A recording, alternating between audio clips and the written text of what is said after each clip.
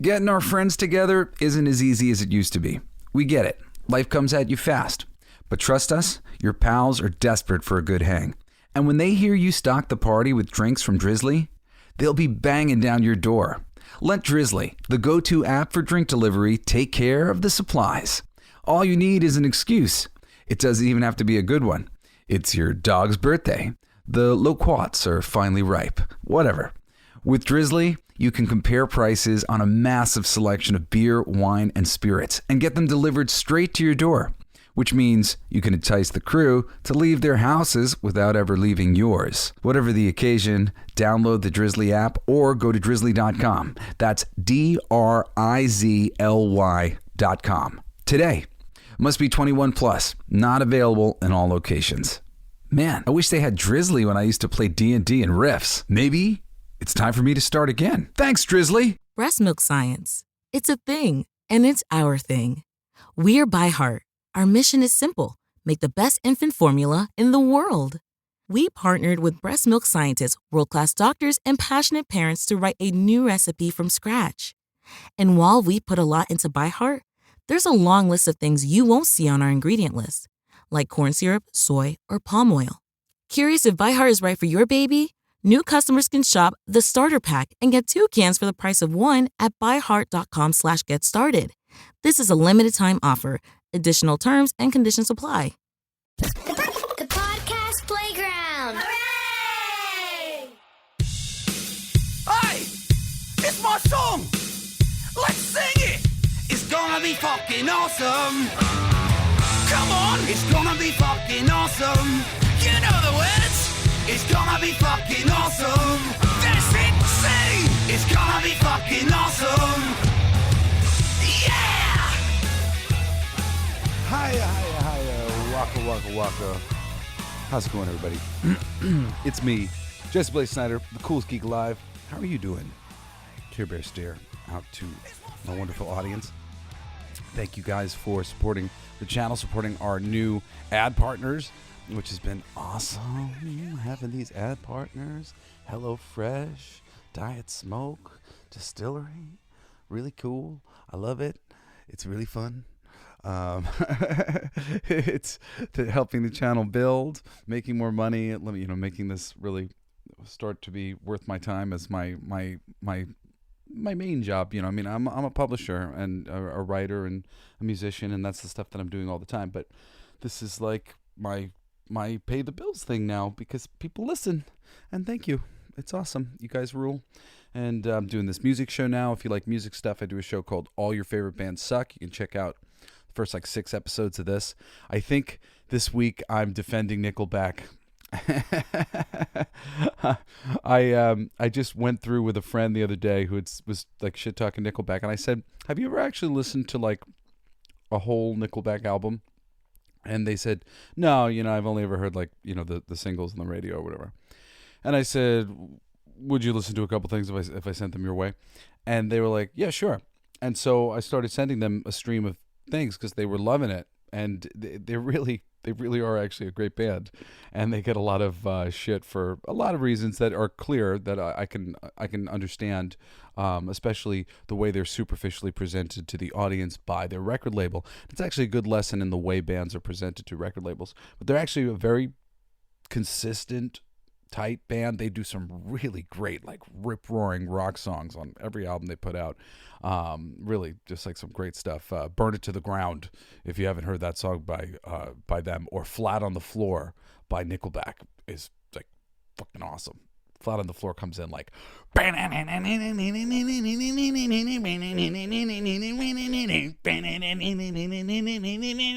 like fucking I love it. Rips in. They got a lot of tunes like that. Anyway, so I'm doing the music show. Eventually, I think I'm working on doing some sort of like spiritual show, and me and my buddy are working on a really fun YouTube shorts show called Breaking the Law, which is going to be cool. I'll talk about it in the future when like there are episodes out, but it'll be a fun thing for the thinking people out in the audience. I really think if you appreciate what I do on the show, you'll appreciate everything that I do. I think about things. I try to learn as much as I possibly can. So, I know what I'm talking about. I try not to talk about things if I don't really feel like I don't know anything. If I don't know, I will admit it. I will go, I don't really know anything about that. I haven't read any of the Harry Potter books. I carried around Lord of the Rings for ages, but I only ever read the first, some of the first book, like a dozen times. I think I've told this story before. I bought a copy of Lord of the Rings, but it weighed like 30 pounds. And it was like literally giving me back problems. I was trying to take it on airplanes with me when I was traveling a lot. And I was like, fuck this book. And so I started reading it a bunch of times, but I just never got through it. I ended up selling it at a garage sale when I was trying to like lighten the load. And I'm like, I'll read it on a freaking iPad at some point, but I've just never gotten around to it. But I have read The Hobbit like 6 times or something like that. It's important. It's important to have a level head about these things and, be honest about what you don't know. Because that way you can learn. When you say, and you don't know, you never learn. But if you go, what is that? And people appreciate that when you ask, and they like to be able to explain stuff to you and teach things to people that they know. So it always makes people happy to do that. Anyway, the Breaking the Law show is going to be cool. The spiritual show will be cool. I think the spiritual show, spiritual show, but it's going to be called Everything They Don't Want You to Know, or something like that. Something close to that. I don't know. Working on it. Anyway, I want to talk about GINA CARANO and this whole crazy thing. I want to say, I hate that I have to say any of these things. It's so fucking lame, this world that we live in. When I was growing up, I guess I should say, I'm a fan of the underdog. I am the champion of the oppressed.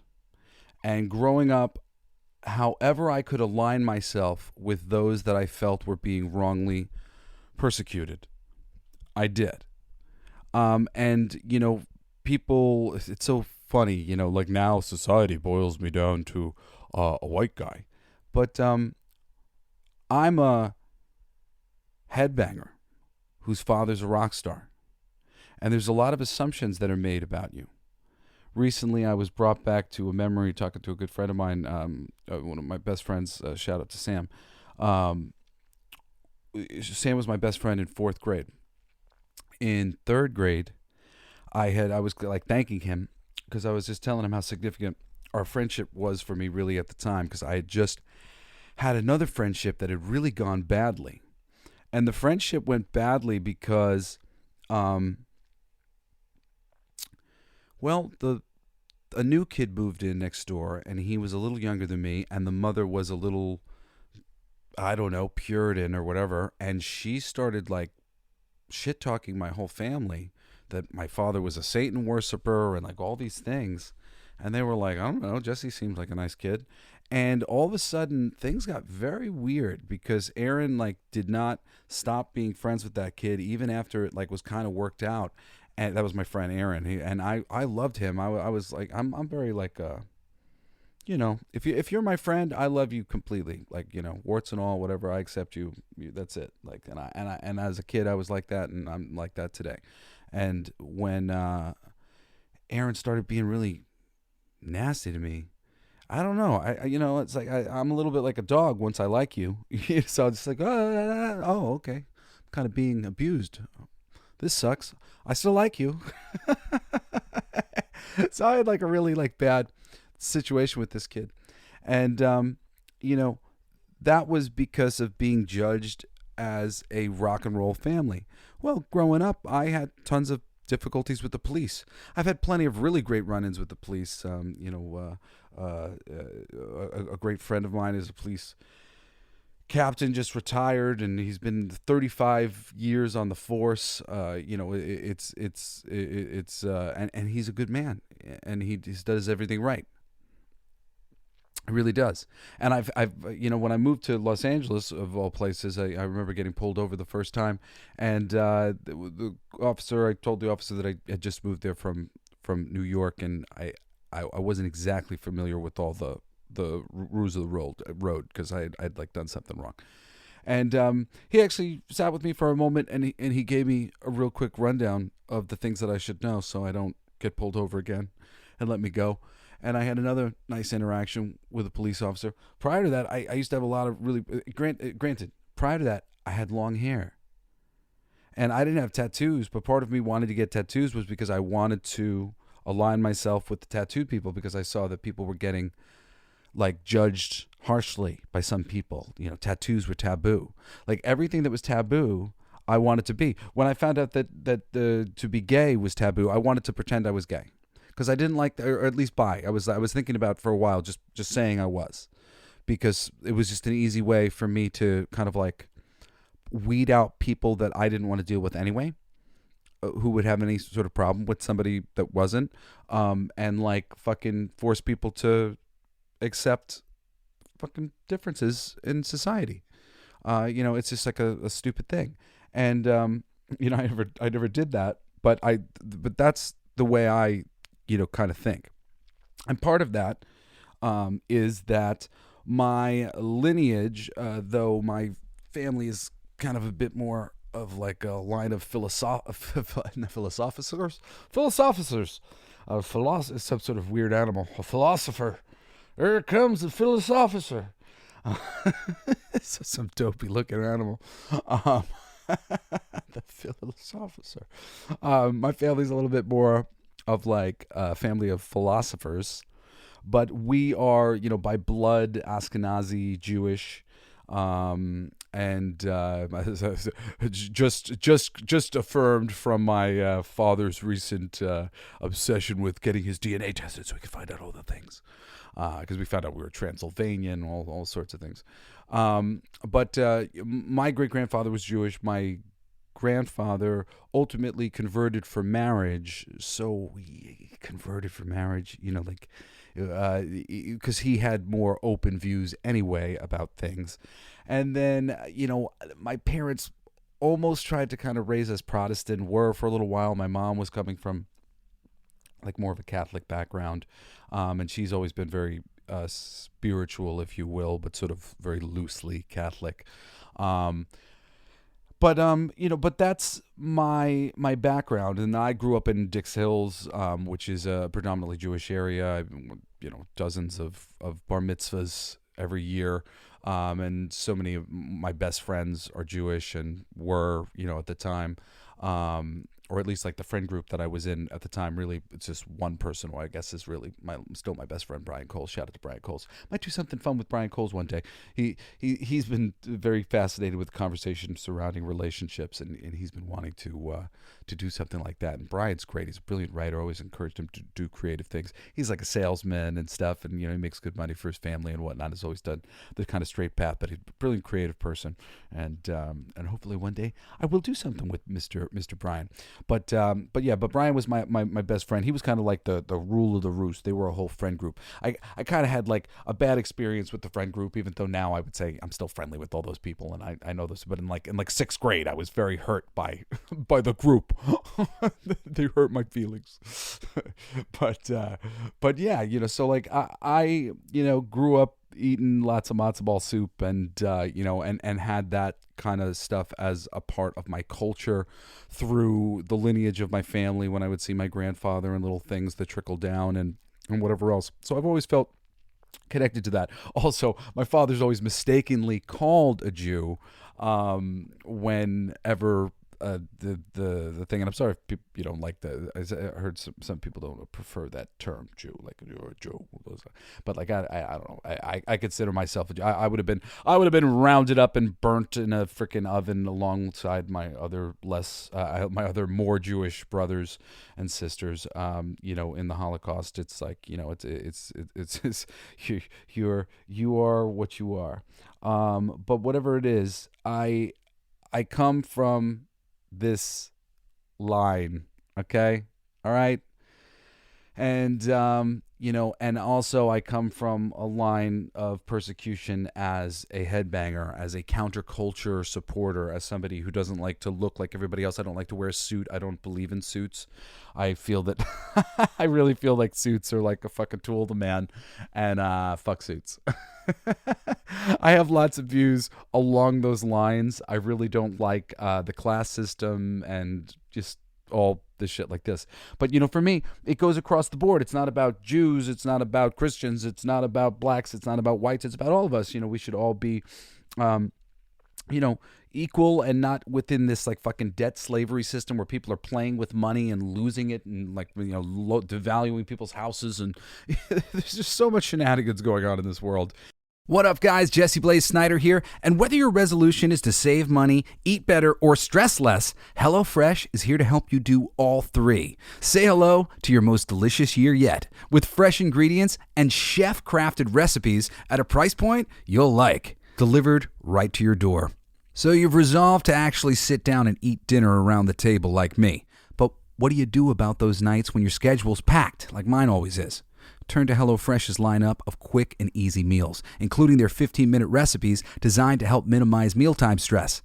It's really awesome, actually. My brother, Shane, he was doing Twitch, and he had a sponsorship from HelloFresh. So me and my girlfriend at the time, we got a bunch of HelloFresh meals, and we ended up doing it for a few months because it was just awesome. It was super convenient. The biggest thing about it that I liked was that I didn't feel like I was wasting food all the time because everything was cut into portions exactly what you needed for the meals. And the meals were delicious. My girl was making them mostly, and I mean, they were really great and usually pretty easy to get done, like fast and stuff. I really highly recommend HelloFresh. It's quite a cool experience to just have that food show up to your door. Here's the directions. Here's everything pre-cut. And, you're just cleaning up the dishes to get it done. So go to HelloFresh.com/CoolGeekFree and use code CoolGeekFree for free breakfast for life. I'm so excited to offer that to you. One breakfast item per box while subscription is active. That's free breakfast for life at HelloFresh.com/CoolGeekFree with code CoolGeekFree. HelloFresh, America's #1 meal kit. Just because breastfeeding is natural doesn't mean it's easy. But you don't have to do it alone. That's where the Lactation Network comes in. The Lactation Network helps parents at every stage of the breastfeeding journey. Whether you need support resolving feeding issues, choosing the right breast pump, creating a plan for weaning, or anything in between.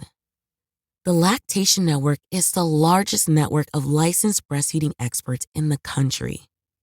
They provide in-home, in-office, and telehealth consultations in all 50 states with no out-of-pocket cost. Get the breastfeeding care you deserve with the Lactation Network. Visit tln.care/podcast to schedule your own insurance-covered lactation consultation today. And, we need to figure it out. And we need to come together. And, this is why I remain a centrist. And, people occasionally try to call me a fence sitter, which I'm perfectly happy to talk about any given thing. There's no, fence sitting here. It's just I don't believe in taking a side and adding to vision. When you take a side, you have to align with all of the stupid mistakes they make. So I can't take a side when Hillary Clinton's still fucking being represented by the Democratic Party. Get her the fuck out of there. If they were doing a perfect job and I was like, I can honor the same way I'm like, when Pixar was Pixar, I would have told everybody everything they do is perfect. If the Democratic Party, everything they did was perfect, I'd be like, everything they do is perfect. But it's not. So I can't support it. And same thing goes with the Republican parties. Everything they do, no, I can't. So I'm in the middle and I'm like, look, I understand why you guys are feeling the way you're feeling. Maybe fix a couple things here and I can support you even more. Hey, I understand why you guys are doing these things here. You got to fix these things. Got to fix these things. Okay. So, I have always felt like an outsider for so many of those reasons, knowing that my people had been really badly persecuted, and as slight as it might seem, my Jewishness, I always felt a connection to that because if they hadn't made those changes, I would have been a Jewish kid. And like I said, I had a lot of friends and felt very connected to that culture and those people, and still have very many friends and who are Jewish people and some of the best people I know, honestly. Not to say that there are not bad Jewish people. So you know, everything is in frickin' balance, you know, and perspective. I'm not skewed in the, oh, everything the Jews do is great. No, there's, you know, it's all in balance. In every good neighborhood, there are bad people. In every bad neighborhood, there are good people. In every good person, there is bad. In every bad person, there is good. And I really believe that. I really believe that across the board. And so I try to judge everybody, you know, for who they are. And my whole life has been spent with a real mixed bag of races and denominations and religions and whatever else. And I never think much about it. It's so weird to me, actually, living in like the modern world over these past, like, I don't know, half a dozen years, where like it's become such a fucking conversation that like I didn't think needed to be had. And I you know what? I say it like that, like, I don't think it needed to be, but you know what? I know it didn't need to be had.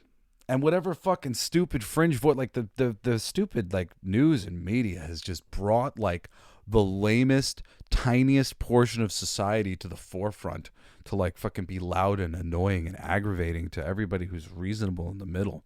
You know, we all have like a fucking close idea about what might be reasonable somewhere in the middle, and the very first bit of which is just, live and let live, and like, can we fix some of the things that affect us all? Like, let's clean the oceans, let's clean the air, let's like, you know, disarm our fucking nuclear bombs and like really start making some progress on in the world and end homelessness. And you know, just there's so many things that we could be doing that we're all, I think, in perfect agreement on, and yet, oh my God, what do we do? It's just like, this is a circus, terrible circus.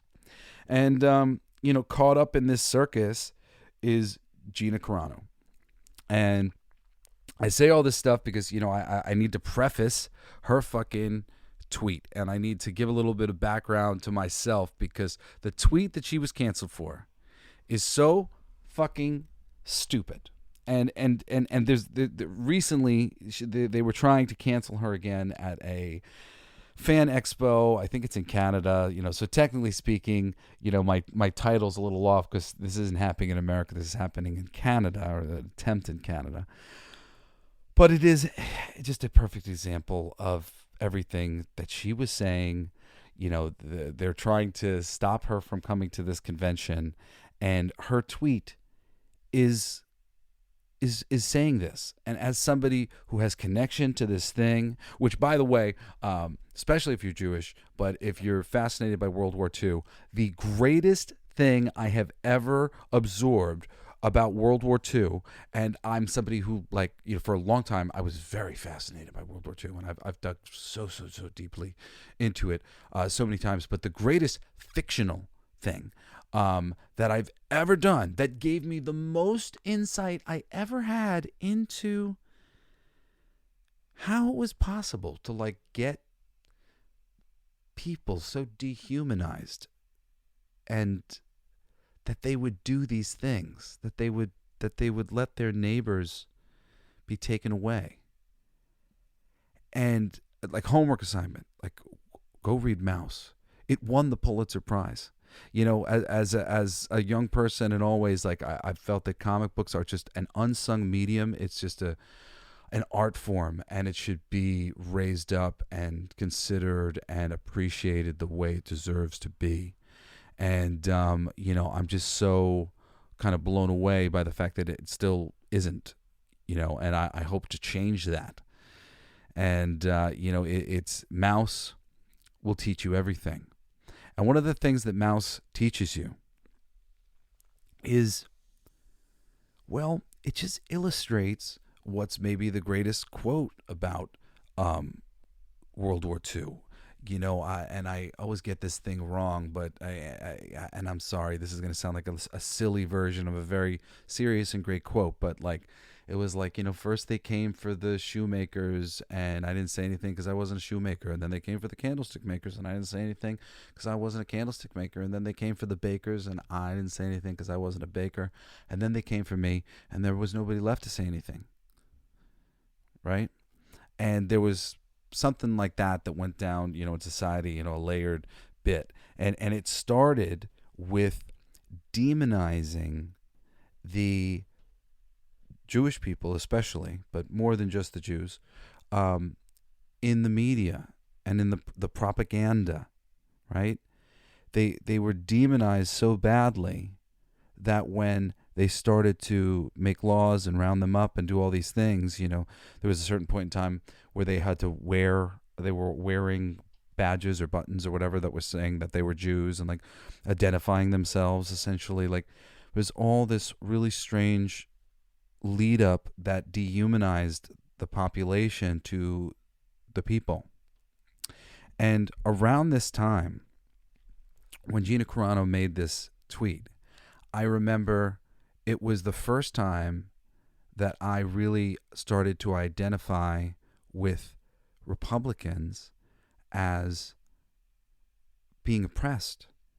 And it was the first time that I wanted to say I was a Republican because I was mad at what was being sort of suggested.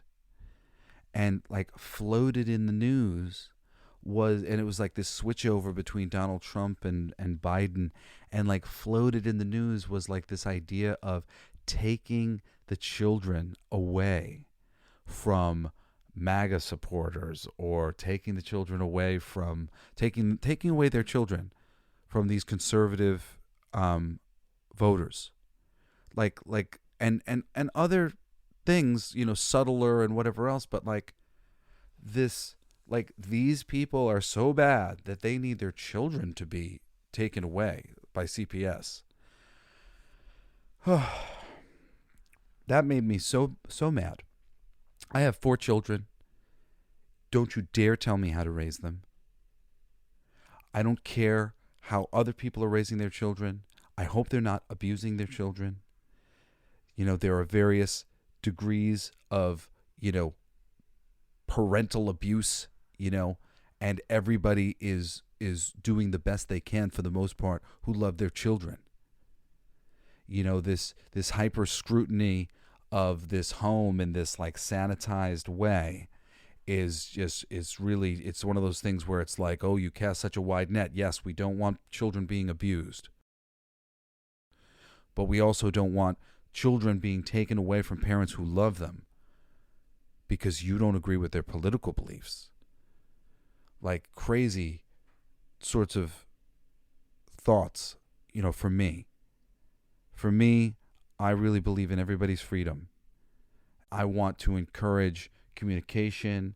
And at the end of the day, look, if we don't have guns, we can stab each other. If we can't stab each other, we can strangle each other. We have to respect the fact that we could kill each other if we were creative enough and we wanted to. That's it. We have to respect that and go into the world knowing that the people around us could murder us and we could murder them. But if we're going through the world the right way, all sorts of relationships are formed all the time, and racism is destroyed, and sexism is destroyed. All the things are destroyed. People meet the people that they need to meet to grow them and change them. And the world is always working itself out. There is a karma, because like when you put something like that on it, like you put God on it, and then all of a sudden you see a guy in robes, and like that's all wrong. You put something like karma, all of a sudden you see like this certain, like, I did a thing and there's the thing. There's energy that goes into everything, and if somebody's putting out the wrong energy, eventually that energy is going to bump up against the energy that teaches them that that's wrong. It just happens like that. You attract the world that you're creating, and you get what you give. There's so much simple math to the simple magnetism of what is generally happening in the universe as you make friends, as you meet girlfriends or boyfriends, whatever it might be. It's just magnetism and math. Like, you're this sort of energy, and that energy is attracting this energy, and that it's not attracted to this energy, it's not attracted to that energy. Depending on how intuitive you are, if you're more like, left-brained, you may block that stuff sometimes. You might not give yourself into the things that you really want or whatever else. But, if you do listen to that sort of energy, it's very simple often to make friends and to go to the restaurants you want to go to and whatever else. You just kind of clue into, ooh, that seems like a place I'd like. That seems great. Anyway, why am I talking about this? Because I'm talking about Gina, and I want to talk about Mouse, because I wanted to talk about how they dehumanize all the people and the things and, well, whatever else. Okay, so bringing this shit in for a landing, let's check a look at Miss Gina's tweet, right? During this time of all this craziness with fucking Republicans are evil. Quote, Jews were beaten in the streets, not by Nazi soldiers, but by their neighbors, even by children.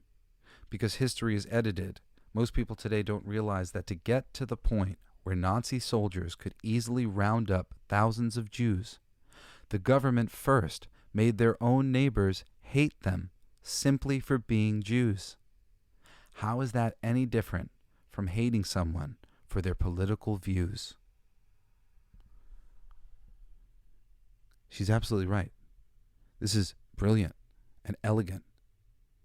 She's not comparing things to the fucking Holocaust, whatever. She's saying the lead up, the reason why that was able to happen is because of this, the dehumanization of your fellow man for any given reason. It's their religious beliefs. Now it's their political beliefs. What's the difference? There is no difference. She was right. She was on the money. And now she's being fucking persecuted again years later. Granted, it's up in Canada, but I was just so fucking annoyed with this. Shout out to Nerdrotic. I love his channel. He's the best on YouTube. He's just such a funny fucking dude. If you like to watch YouTube and you like to get any entertainment news, Nerdrotic talks about a lot of stuff. And when any of these news things come out, everybody fucking covers everything. Granted, a lot of people have different things to say, and generally speaking, when I see the conversation, it's like, I see the conversation, I see what the conversation generally is, and then I go, do I have anything to say about this? And if I do, and in this case, for me, I feel like I just kept yelling at the screen as I was watching Nerdrotic's video of like, dude, like this proves her right. This proves it right. So that's what I want to say. She's right. Look how right she is. Look at this. The reporter, and I just took a bunch of different notes from the original reporting of this. It's like a cosplayers being interviewed, and I wrote down a bunch of the things that the reporter said, because I felt like the things that the reporter said just like slanderously mischaracterized Gina Carano and the situation that she was in, if you could, because it's silly to begin with that this was like turned into something really fucked up. Because the only other thing that she did that like really pissed everybody off was that she refused to add pronouns into her bio, and like, what's the fucking big deal? Like, I don't have any fucking pronouns in my bio. I don't want any pronouns in my bio. Don't make me put pronouns in my bio. I don't want to play that game.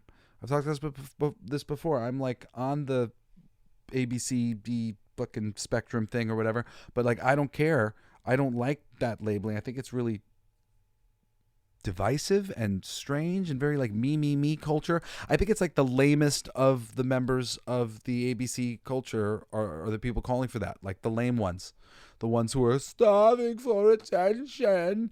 And I'm not starving so much for attention that I want to like put like some asterisk next to my name. I'm cool with just like being a dude, and like that's fine. Like I don't think that I think we like, if we want to like break all these things down and like know these things, that's all right, but I think that I'm an interesting snowflake, and I don't want to find myself in like a definition and be like, oh, it's me, because no, it's not me. It's like, who knows what I'll be tomorrow. I'm growing all the time. I'm very interesting and mysterious. Fuck definitions. I'm a punk guy. Yes. Anyway, so I wrote down some of these reporters' things because they're bullshit, and then I wrote down some of these quotes from the cosplayers because they're just so fucking hyperbolic and they're such bullshit. And okay, I have more to say, but like, I'll use this as springboard. So, one of the first quotes I've got from the news reporter says that having Gina Carano at the expo goes against the fabric of the community, right? And then the cosplayer comes on and she says, one of the few safe spaces that we have no longer feels safe. I was excited. Okay. What? Okay, against the fabric of the community, and she doesn't feel safe anymore because GINA CARANO is coming to the thing. GINA CARANO. GINA CARANO has stayed completely middle of the road, like politically, very rah-rah everybody, want everybody to win. She's kind of similar to me in a lot of regards, actually. I mean, not that I've spent like a lot of time with like her Twitter thing or whatever, but just in like, she's like, yeah, okay, cool. Like, you're this, I'm that, like all good. Like, I think she leans a little conservative, and maybe she said as much as that, but like, but I don't even think that she has necessarily said that she was conservative per se. Maybe she has. But it doesn't fucking matter. She has not come out against things, been rude to people. She's generally very, very nice online. She's like one of the most popular attractions at comic conventions now. She's like the most popular thing since Jason David Frank. God rest his soul. Jason, love you. Mwah. I was kind of friendly with Jason David Frank, one of the little honors of my life, actually, because I was a big fan of Jason David Frank's as the Green Power Ranger. And we lost him a few years ago. He was such a cool dude. He freaking jumped out of airplanes. He had a tattoo on his arm that said Jesus didn't tap. He was such a cool dude. Jason used to have a fucking line as far as the eye could see. It would like stretch through the entire convention, a line just for miles. And he was so good with the people. Just everybody loved him, loved meeting Jason. He was such a great guy. He was so good to the fans. And now GINA CARANO, well, very similar to that. And she's a similar character. She's an MMA fighter. Jason actually was, he was a legit mixed martial artist and an MMA fighter. Jason was a badass. He was a super cool guy. Met him doing cosplay contests and making each other laugh. Well, actually, I should say I met him right prior to here. Good advice, nice life hack for like if you want to like impress a famous person that like you look up to or whatever. Just you gotta kind of go with the good Lord on this and hope that the other part of this works out though, okay? Because the thing is, your first interaction with them, it has to be completely pure, and you gotta say something meaningful about what they did for you, like what they did in your life. So when I saw Jason, I went up to him. And I said, and I mind you, I didn't know that I was judging a cosplay contest with him. I hadn't been. I knew I was judging a cosplay contest, but I didn't know who with. So I had no idea. It wasn't like promote. I wasn't given like a poster or anything. Like I think they were like still like putting it together last minute. But it was like one of these Wizard World conventions a long time ago. Anyway,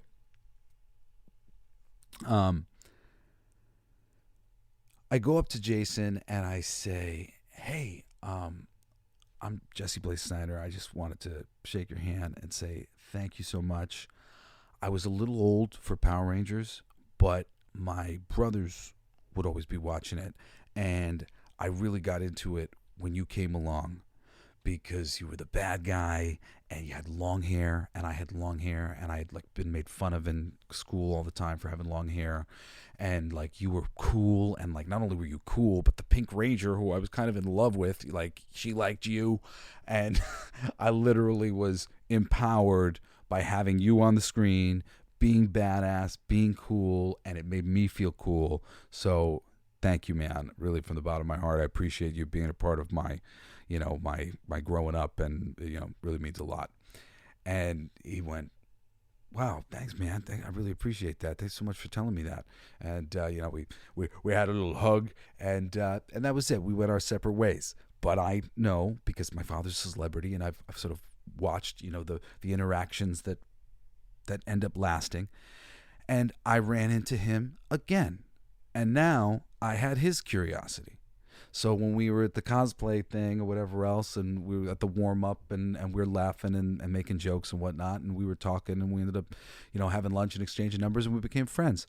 And it's sad because I hoped one day I'm terrified to jump out of an airplane. He had like his own freaking like plane and shit to go jump out whenever he wanted. He's a freaking adrenaline junkie. And I finally sort of like wrapped my head recently around doing jumping out of an airplane when my kids are ready to do it. I don't want to do it, but I'm going to do it to get over it. And I'm sad because, he offered, he was trying to get me down to do it, and I was just fucking terrified. So freaking terrified. And it would have been so fucking cool. How cool would it have been for me to say, yeah, I jumped out of some airplanes with the Green Ranger. I don't like having regrets in my life. I feel regret. Anyway, sorry. Good excuse to talk about my buddy, Jason David Frank. Love you, man. Miss you.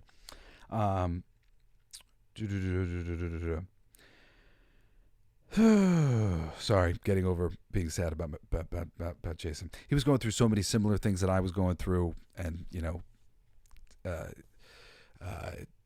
did not make it through some of the depression and the hard part, and I made it through, and it's hard now. I must do that much better for my friends and other people like him that did not make it through their depressions. It's so awful how many people I know who are really deal with a lot of deep depression and sadness, and dealt with it myself. If truly, from the bottom of my heart, if you ever need somebody to talk to about that kind of thing and need a little guidance in maybe trying some new ways of helping yourself, I understand chronic pain, I understand anxiety, I understand depression very well, and I have managed to treat myself for so many of these things and make a lot of progress in my life. And if you need some guidance, Jesse Blaze at jessesnider.com, and I will get back to you lovingly, because I do love you guys. And granted, I would do that for anybody. Once you experience any significant pain for periods of time, you just your empathy goes through the fucking roof. I don't like to hear about anybody's pain. Not like shut up about your pain. More like you're in pain. What can I get you a pillow? What can you need some Tylenol? Let's take care of this. But do you need a back rub? I don't like it. I don't like being in pain, and I don't want to see other people in pain. So and of course too, this comes from the person who doesn't like to see all the people being persecuted. The shit with GINA CARANO is just so stupid. So safe spaces. I mean, just it's so hyperbolic talking about this that GINA CARANO, a person not known for assaulting random people, let's say her views were more extreme, and they're not. And I'm going to get to a part where they actually do try to claim that her views are more extreme, and I want to say I'm pretty, and produce receipts, because I've seen a lot of people dig into everything she's ever said, and she's not an extremist on any level. She's very much centrist like I am, and what she said in this tweet is very reasonable. As somebody of Jewish descent, as somebody who has read Mouse, seriously, read Mouse and then read that tweet again and tell me that she's not on the money. And this is absolutely not anything that we should be doing in our society to any group of people. We don't want to demonize the trans community. We don't want to demonize the gay community. We don't want to demonize any fucking community whatsoever. We are the community. The community is a mix. So we can't be demonizing each other. It fucking stops progress. Stops us from fucking moving forward. And this hyperbolic conversation where we just they're the devil. Oh my God, they're not actually the devil. And once they become the devil to you, at that point we know, all right, well, you're ruled by a false religion, a fucking crazy. We can't really take you serious on the other shit either. I am a spiritualist.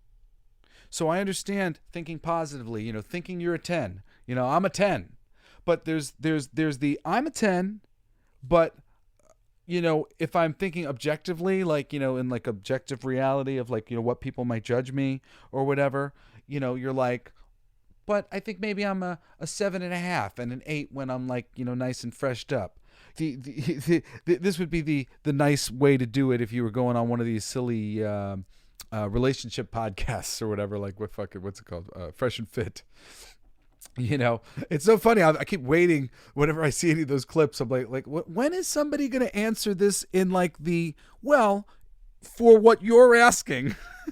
Because it's like, if you go into the world of these guys who are thinking very 2 + 2 is 4, well, 2 + 2 is 4 in that world.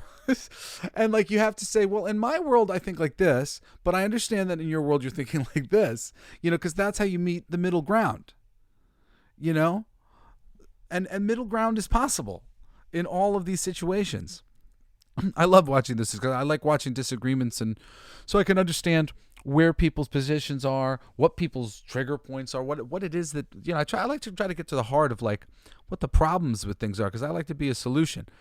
And I hope, I like to think that I've been infecting all of you guys in the audience with good conversations to have with other people. Not necessarily like you got to go take my point, but like, tidbits of ideas of ways to talk about things the right way, so that all these stupid arguments about the rebuke of what's going on right now on television and in film is all racist and sexist. It's not. It's a combination of a ton of things. A tiny, itty bitty portion of it is a bunch of assholes who are like at least communicating it that way.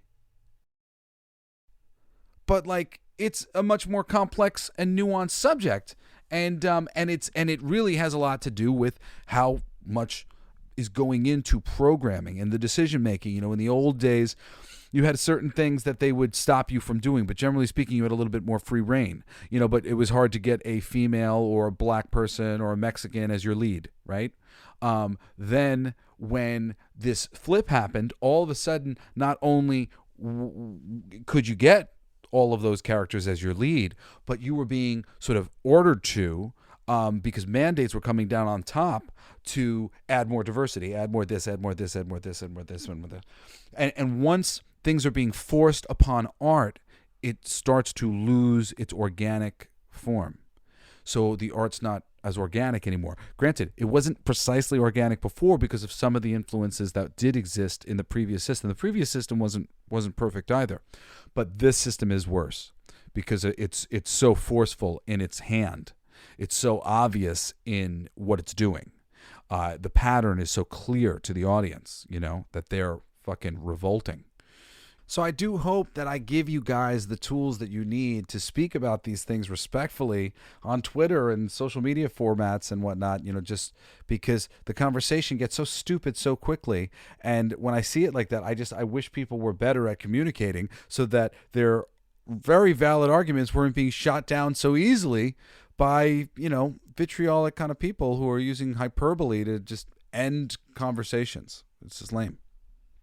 It's so funny. Some people rarely like actually engage with me in any of the crazy conversations. I was like kind of like waiting so I could like try to demonstrate how to have. Well, I guess I have had some of these like conversations where I've had to slightly dismantle like some people. I had somebody trying to say some terrible thing about me. Like, I was trying to guide somebody to some treatment that could be beneficial to them because they were telling me that they were in chronic pain, and there was some sort of like accusation of me like blaming them for their pain or something. And I was like, I love you. I love this person. I'm trying to help them and point them to something positive. I hear that they're not doing well.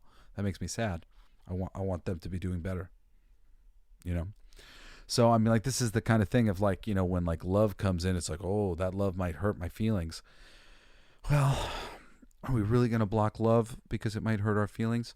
Or maybe, love is love, and a person going, oh, I hate to hear this, have you tried this? Maybe that's God sending you a boat if you believe in God, or the universe sending you an opportunity, and you should take it.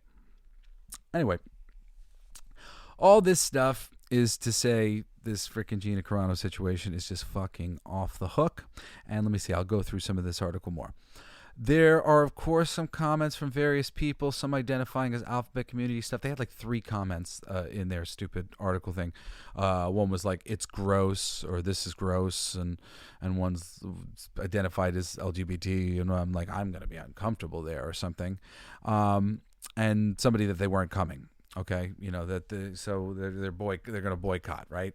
And apparently there's 500 comments, but they made it sound like like all these comments were in agreement, the way like it was laid out, like 500 comments. I'm sure many of these comments were in support of Gina Carano. Gina Carano is beloved. She's beloved. And I think by everybody, because everybody who is not so radicalized was paying attention. She didn't really say anything rude. She's always been very sweet and cool to everybody. She's not the enemy. She's not a bad guy.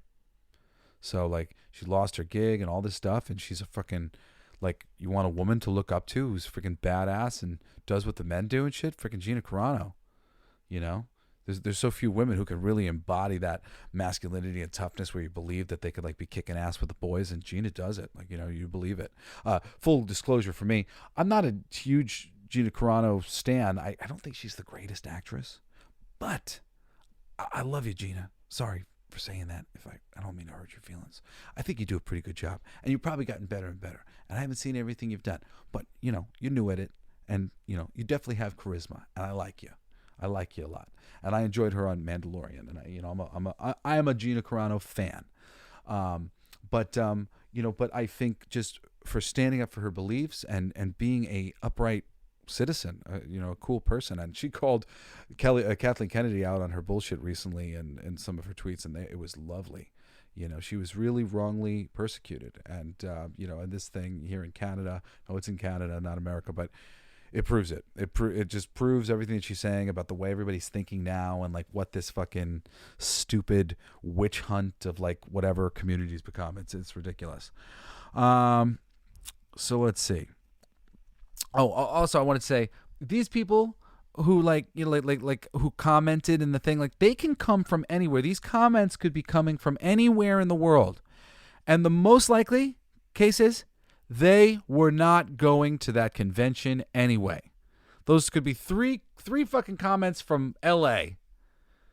Could be three fucking comments from robots designed by a fucking maniac AI person who wants to comment on anything Gina Carano related and try to call her a bigot or something.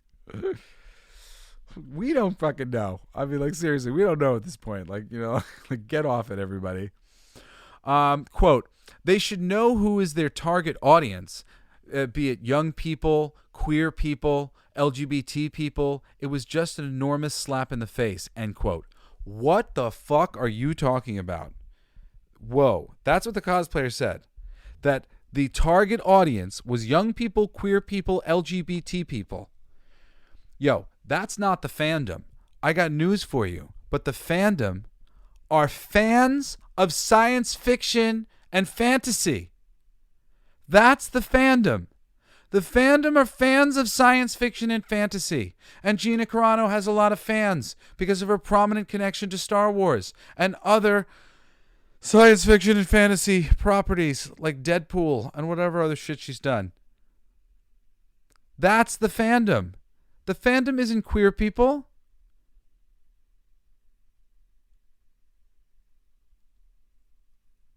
I wouldn't even say that we're heavy in that regard. I'm saying like percentages. Like I'd say that the percentage of people who would identify as queer in some way in the population is probably bigger in the geek culture community than it is in mainstream culture, but it's still very small. Honestly. That's just honest. Just like the percentage of races of any variety. Larger, I think, than many communities. Because we're a community of misfits and people who had long hair and were being made fun of in school and felt disconnected from the community in one way or another. And we all came together in comics. So there's definitely more. Maybe a lot more. Maybe like double or significantly more. The point is, it doesn't really necessarily matter. It's not the majority. It's not a huge chunk. Huge chunk are just generally people who like heroics. People who like science fiction. People who like fantasy. That's the audience. Like, and to even make it about like all this like the audience is young people and LGBT people and gay people, like to start breaking it down like that. No, like it's people who buy toys based on these properties, people who buy statues based on these properties, people who would want autographs based on these properties, people who would want more of these certain sort of things. That's the audience. That's the audience. I hate that it gets talked about in this ways. You know, it's like, it's so weird.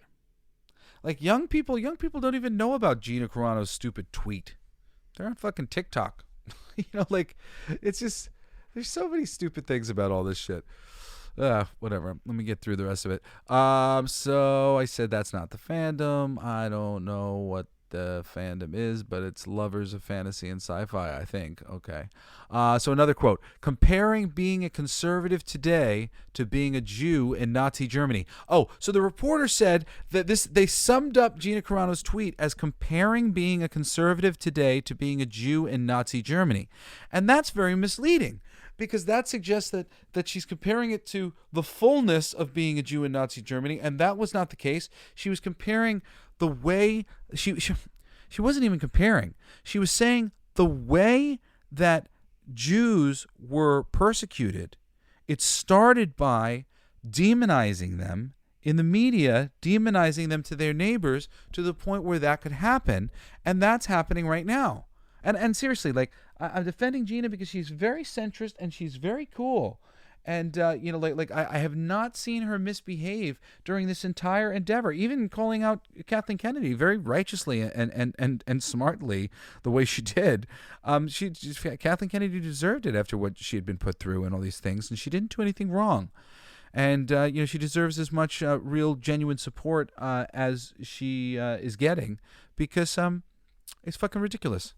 It's ridiculous. Like a booger, I stick to this. I think that's something that John Leguizamo says in the movie The Pest, which is kind of stupid when you watch it as an adult, but it's a pretty fucking awesome movie. You know what? You'd probably enjoy it. It's so stupid though. It's like Jim Carrey, but maybe even a little stupider. But it's great. Anyway, posting transpho. Okay, so yes. I made a note here. Best-selling toy. Gina's toy is like literally the best-selling toy in Star Wars over the past bunch of years. Part of this is that they canceled Gina and then tried to get her toy off the shelves, and so the toys that exist have gone up for much more money. But already, she was the best-selling toy amongst any of the female characters that they had made. Gina, you couldn't keep on the shelf, and I've done, you know, I work at toy stores so I can get discounts and stuff sometimes. And Gina, you couldn't keep on the shelf. Every single other toy you could keep on the shelf. You know, initially, you know, people want to make arguments that like Rey sold initially. Yeah, initially, Rey sold. Let's say. I don't know if there was any others. Oh, and of course, Princess Leia sells.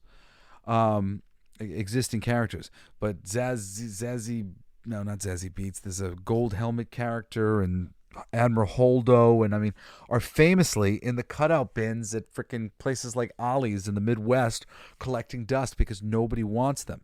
But Gina Carano's toy sold.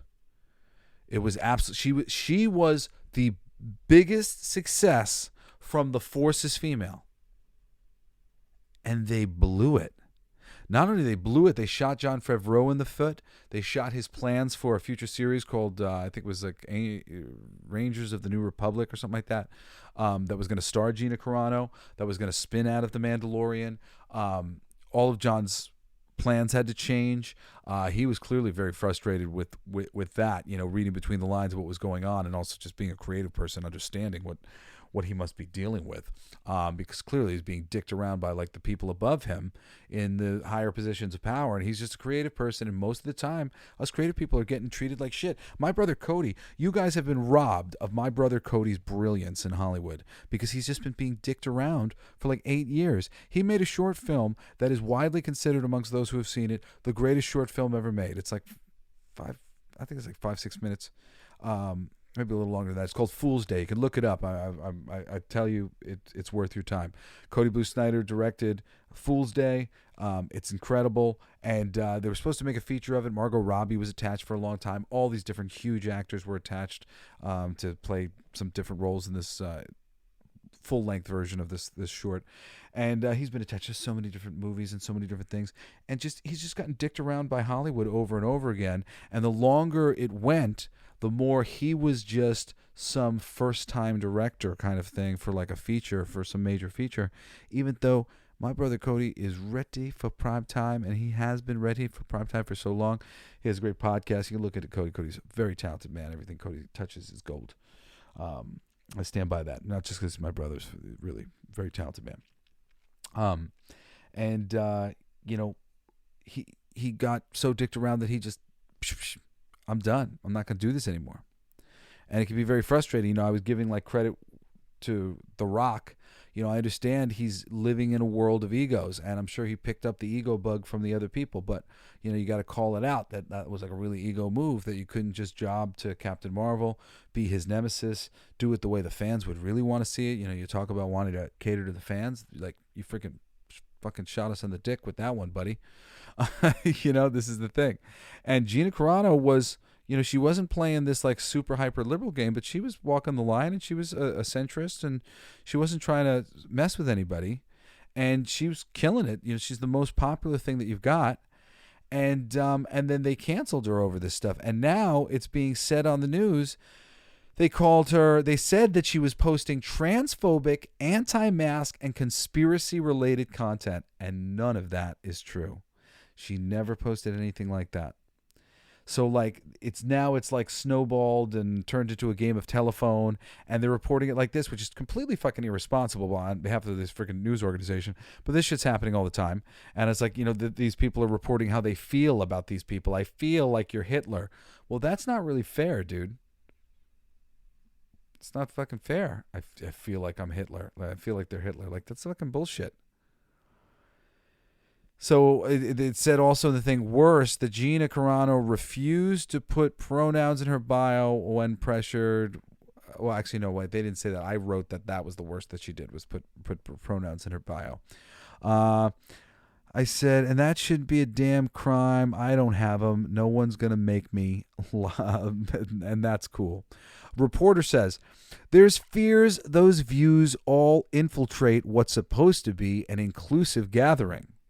So one, views that Gina doesn't have, and whatever it is that her views are going to infiltrate the gathering. I mean, like, just the fucking hyperbolic bullshit.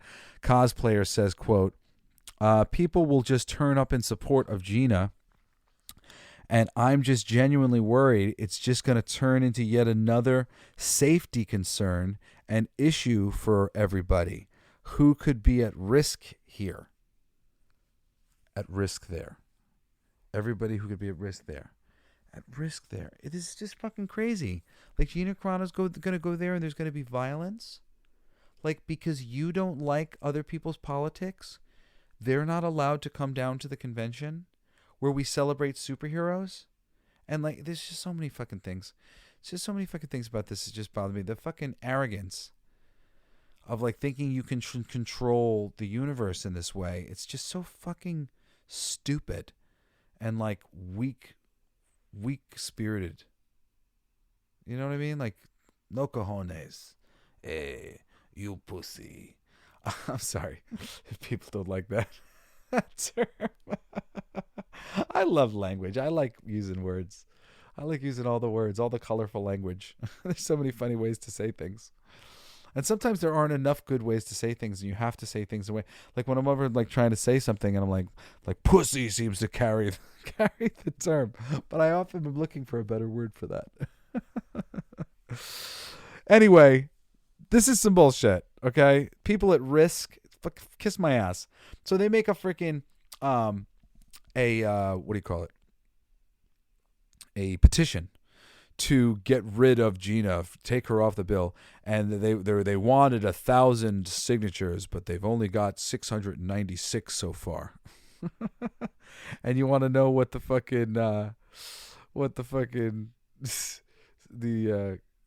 convention did? they added another day of Gina to the convention. They were having her for 1 day. Now they're having her for 2. See what you inspired? Because I'm sure a lot of those 500 comments were lots of people in very much that they were going to come. They were going to fly all the way there just to see her. Because she's a woman. She's a beautiful woman. And she's wise enough to contain her politics to a minimum, so not to really turn people off from her, as any reasonable person has not been turned off by her.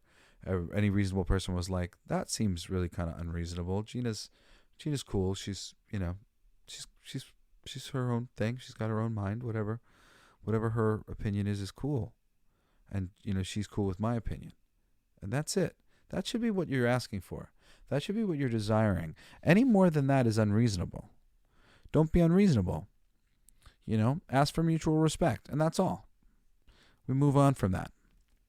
You know? So the stupid news report ends with one of the girl cosplayers going, you know, I'm not going to go. And the reporter said, her costume will have to wait until the fandom can stitch together a safe place for all. Dude, the fandom is so much bigger than this little tiny contingent of people trying to be dicks to each other on both sides. You know, there's lots of infighting on like the right side of things, which is just for the birds. And there's lots of infighting and canceling on the left side of things. And it all sucks. And, you know, really the culture is in the middle. And the culture stands with GINA CARANO. And, you know, people who love Star Wars love GINA CARANO. She was a part of the only really great shit that came out of Star Wars besides Andor and Rogue One, as far as I'm concerned. You know, was those seasons of The Mandalorian. And she was great in them, and she deserves to be the best-selling action figure. But it's such a shame that their one bit of success, they've turned it into such a fucking quagmire and such a failure, ultimately, to recognize what the fans were into and recognize somebody who was being pretty reasonable and in the middle and didn't deserve to be canceled. So, anyway, I guess that's all I have to say to talk about for today. Like I said, I got that cool show, All Your Favorite Bands Suck. Every Monday, I do a new show. I'm going to be defending some Nickelback in the coming episode, I think. My last episode was on Weird Al Yankovic. I love me some Weird Al. That's it, Coolest Geeks.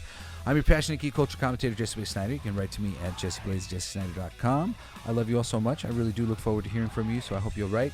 Anyway, thank you for listening to my show, and I hope you'll join me again next Saturday, and again this coming Wednesday for another fucking awesome, positive, thought-provoking, cool episode of the Coolest Motherfucking Geek Alive. Later, guys. Love you. You've been listening to Coolest Geek Alive with me, your host, Jesse Blaze Snider. Don't forget to rate, comment, and subscribe for more excellent geek culture content.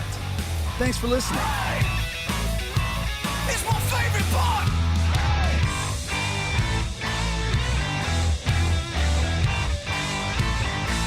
Isn't that heavy?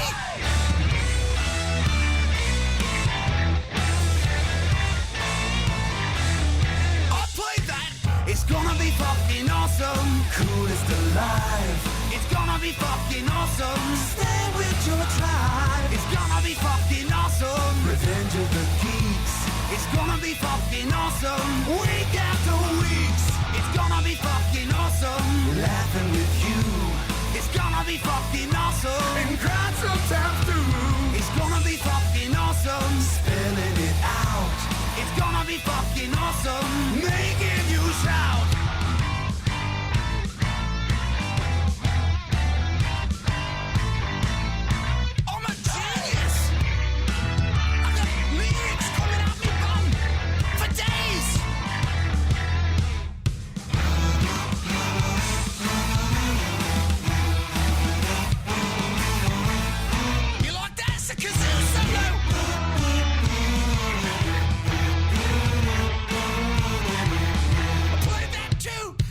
gonna be fucking awesome. Talking some shit. It's gonna be fucking awesome. Living the shit. My voice gonna be fucking awesome. Food in our mouth. It's gonna be fucking awesome. Get in the mouth. It's gonna be fucking awesome. Tell all your friends. It's gonna be fucking awesome. Call right or text. It's gonna be fucking awesome. Raising the bar. It's gonna be fucking awesome. Straight to the stars. It's gonna be fucking awesome. It's starting soon. Straight to the top of the awesome. Passing the moon. It's gonna be fucking awesome. On with the show. It's gonna be fucking awesome. Ready, set, go. It's gonna be fucking awesome. Fucking awesome. It's gonna be fucking awesome. Just wait. You'll see. You'll all see. The podcast playground.